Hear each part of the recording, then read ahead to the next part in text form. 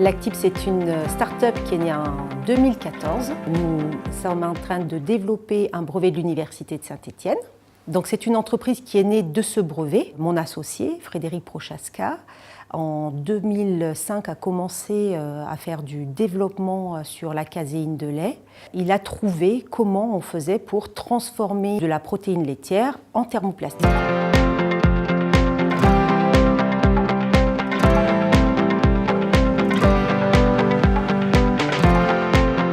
En fait, on part d'une protéine de lait qui est commercialement abondante et puis nous, on la met dans une extrudeuse pour en faire une matière plastique.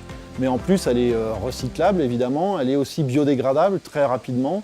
Elle peut se transformer par tous les moyens de la plasturgie. Donc, c'est vraiment une vraie matière plastique avec en plus l'hydrosolubilité. Nos partenaires industriels, avec ce granulé de matière plastique, font du film. Ce film est ensuite utilisé par les géants de la détergence pour faire l'enrobage de tablettes de machines à laver la vaisselle.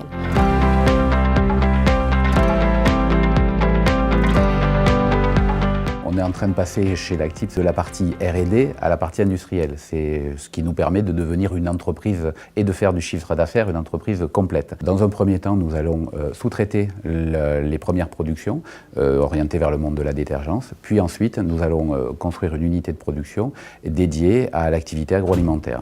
Notre implantation, on la souhaite régionale, on souhaite rester sur l'axe, on va dire, Lyon-Saint-Étienne, dans la mesure où on a beaucoup d'affinités avec le territoire pour plein de raisons, notamment la proximité avec l'UJM, puisque nous exploitons un brevet de l'Université Jean Monnet de Saint-Étienne, la proximité avec la Haute-Loire, où il y a beaucoup de gens qui transforment les matières plastiques en film, et c'est une activité qui nous intéresse et dont on veut être proche. La région Auvergne-Rhône-Alpes est une des premières régions au niveau industriel, au niveau de création de valeur d'innovation en France.